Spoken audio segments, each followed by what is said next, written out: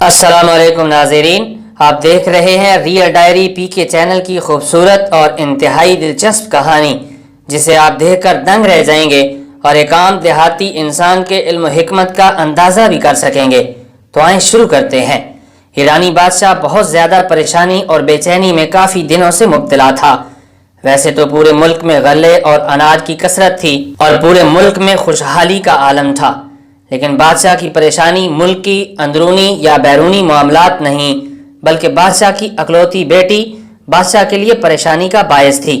ہر ذمہ دار باپ کی طرح بادشاہ بھی اپنی بیٹی کی انتہائی معقول اور مناسب جگہ شادی کر کے اپنا فرض ادا کرنا چاہتا تھا، لیکن کچھ شرائط شہزادی کی بھی تھیں جنہیں پورا کرنا انتہائی مشکل تھا۔ شہزادی کی طرف سے ہر اس شخص سے 3 سوال کیے جاتے جو شادی کے لیے بادشاہ کے پاس حاضر ہوتا تھا، لیکن ابھی تک کوئی خوش قسمت کا دھنی نہیں نکلا تھا جو ان سوالوں کے درست جواب دے سکے۔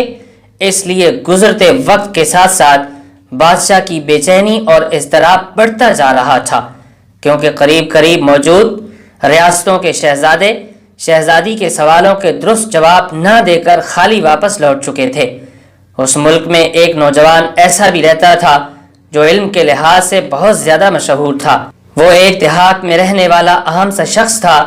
جب اسے بھی اس بات کا علم ہوا کہ شہزادی 3 سوالوں کے جوابات لینے کے بعد شادی کے لیے رضامند ہے، تو اس نے بھی اپنے والد سے بادشاہ کے دربار میں جانے کی اجازت مانگی۔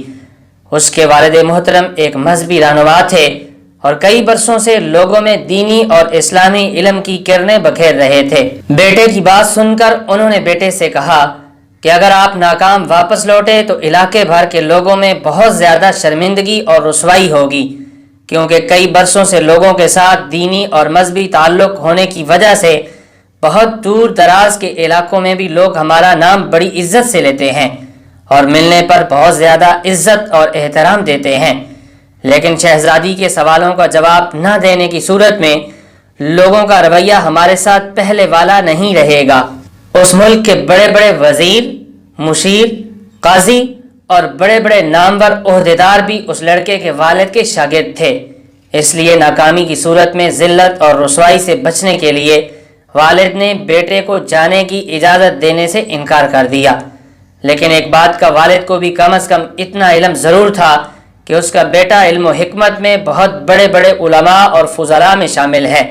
اس کا مطالعہ اور مشکل ترین زندگی کے معاملات پر اس کی گہری نظر ہے۔ حاضر دماغ ہونے کے ساتھ ساتھ دور اندیش اور موقع شناس بھی ہے۔ اپنے بیٹے کی ان تمام خوبیوں کو سامنے رکھتے ہوئے اور بیٹے کی اس دلیل کو سامنے رکھتے ہوئے کہ بجان یہ تو ایک مقابلہ ہے اور بڑے بڑے وزراء اور بادشاہوں کے بیٹے ناکام واپس لوٹ چکے ہیں، اگر میں بھی ناکام ہو گیا تو اس میں ذلت اور رسوائی نہیں ہوگی، یہ سن کر باپ نے اپنے بیٹے کو جانے کی اجازت دے دی۔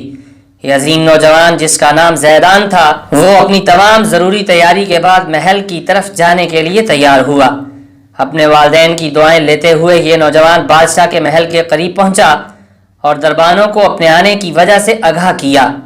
سارے دربانوں نے بھی اسے اپنے والد کی عزت کا خیال کرنے کا مشورہ دیا اور شہزادی کے سوالوں کا سامنا نہ کرنے کا مشورہ دیا، اور اسے قریب کی تمام ریاستوں کے بادشاہوں کے شہزادوں کے ناکام واپس لوٹنے کی رودادیں بھی سنائیں، لیکن زیدان ان میں سے کسی ناکامی، نا امیدی اور خوف کو خوف محسوس نہ کرتے ہوئے ہر صورت میں شہزادی کا سامنا کرنے کو تیار تھا۔ بالآخر اس نوجوان کے آنے کی وجہ بادشاہ سلامت کو دی گئی اور شہزادی کو بتایا گیا۔ حسب معمول فوراً بادشاہ کا دربار لگا دیا گیا اور اس نوجوان کی آمد کی خبر پورے علاقے میں اتنی تیزی سے پھیلی کہ کچھ ہی دیر میں درباریوں اور بادشاہ کے دوستوں اور رعایا کے اہم ترین لوگوں سے کھچا کھچ بھرا ہوا تھا۔ بادشاہ اپنے تخت پر جلوہ افروز ہوا، ملکہ عالیہ بھی دربار میں اپنی نشست پر موجود تھیں۔ ہر شخص کی نظریں نوجوان پر لگی ہوئی تھیں، لیکن ایک چیز بڑی اہم تھی۔ بادشاہ کے انتہائی عقل مند سمجھے جانے والے وزیر نے جب نوجوان کے چہرے پر خوف اور حیرانگی کی بجائے انتہائی اطمینان اور سکون دیکھا تو اس نے بادشاہ کے کان میں سرگوشی کر کے کچھ کہا، جسے سن کر بادشاہ ہلکا سا مسکرا دیا۔ یہ مسکراہٹ مثبت بھی ہو سکتی تھی اور طنزیہ بھی، اس لیے دربار میں بیٹھے لوگ کسی بات کا اندازہ نہیں لگا سکے۔ इसी रमे शहजादी को पहला सवाल करने की इजाजत दी गई। लोगों का तजस्सुस और इज़्तिरारी कैफियत बढ़ती जा रही थी। हर आंख नौजवान के चेहरे पर लगी थी कि क्या नौजवान बादशाह का दामाद बन सकेगा या नहीं। इतने में शहजादी अपनी जगह से उठी और अपनी शहादत की उंगली फजा में बुलंद की और दोबारा वापस अपनी जगह पर बैठ गई। ज़ैदान ने कुछ लम्हे खामोशी इख्तियार की और फिर वो भी अपनी नशिस्त से उठा और शहादत की उंगली के साथ वाली उंगली फजा में बुलंद करके वापस अपनी जगह पर बैठ गया। मलका आलिया ने इंतहाई बुलंद आवाज में नौजवान को मुबारकबाद देते हुए पहले सवाल का जवाब दुरुस्त तस्लीम किया, लेकिन दरबार में मौजूद अवाम, ओहदेदारान और दरबारी इस राज को अभी तक नहीं समझ सके थे। रियल डायरी पीके चैनल को देखने वाले दोस्तों, इस चैनल को सब्सक्राइब करें और घंटी के बटन को दबाकर आल को सिलेक्ट कर लें ताकि हकायक और दलाइल से भरपूर मालूमात आपको सबसे पहले मिल सकें।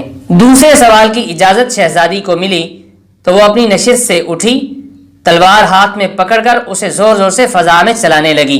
सारे दरबारियों की नजरें शहजादी पर और ज़ैदान पर लगी हुई थीं कि यह अजीब सवाल है और अजीब जवाब है जिसे ज़बान से नहीं बल्कि इशारों की मदद से पूछा और बताया जा रहा था।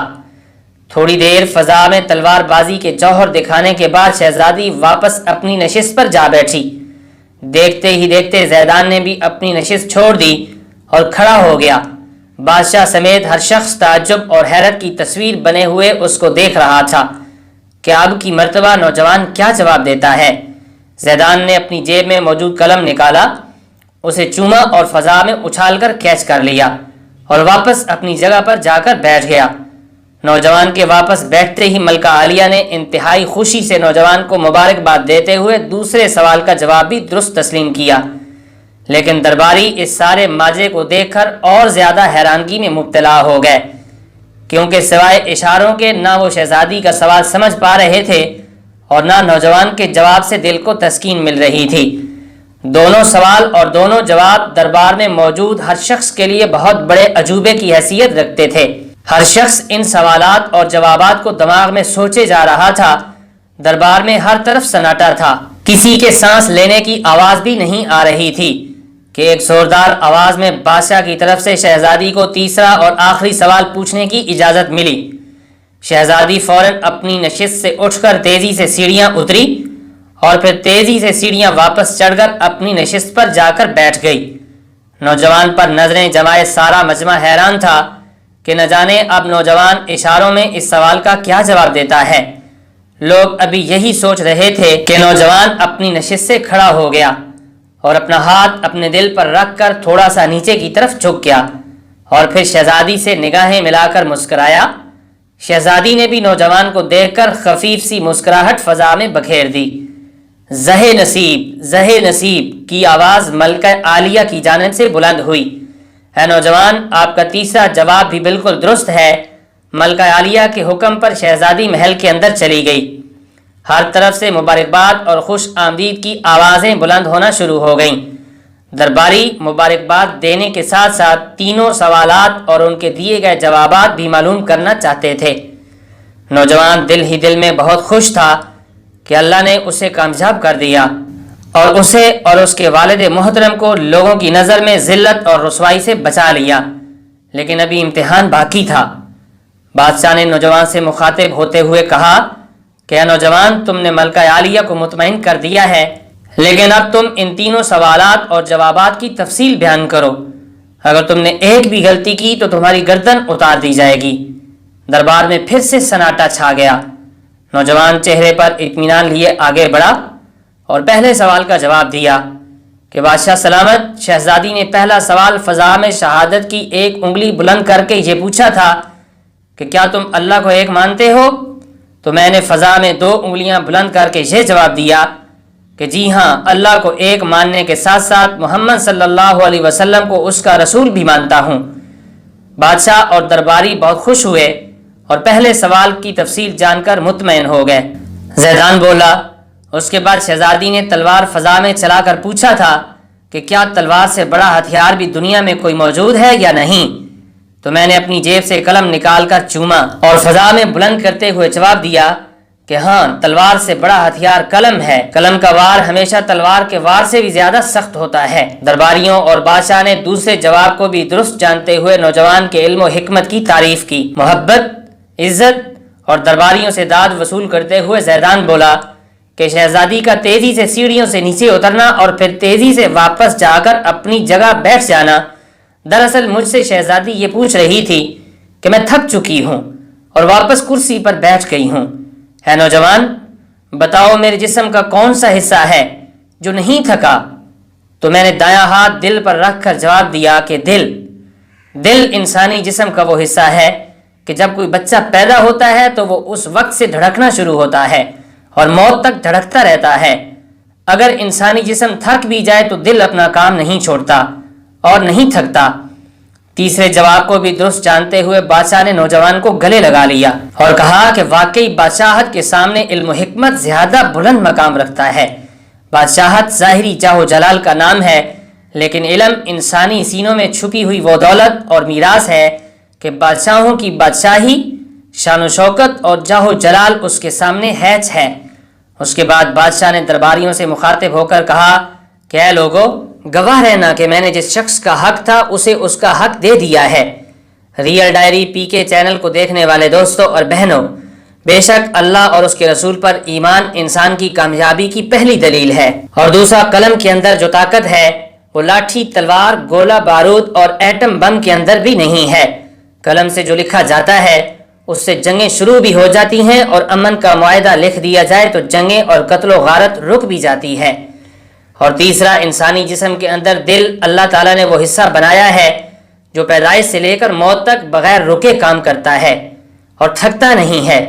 بے شک عقل والوں کے لیے بہت بڑی بڑی نشانیاں موجود ہیں۔ سبق حاصل کرنے والے ان نشانیوں سے سبق حاصل کر لیتے ہیں، اور سبق حاصل نہ کرنے والے رسول خدا کی موجودگی میں بھی ابو لہب اور ابو جہل رہ کر ہی مرتے ہیں۔ دیجیے اجازت اگلی سبق آموز اور دلائل سے بھرپور گفتگو تک۔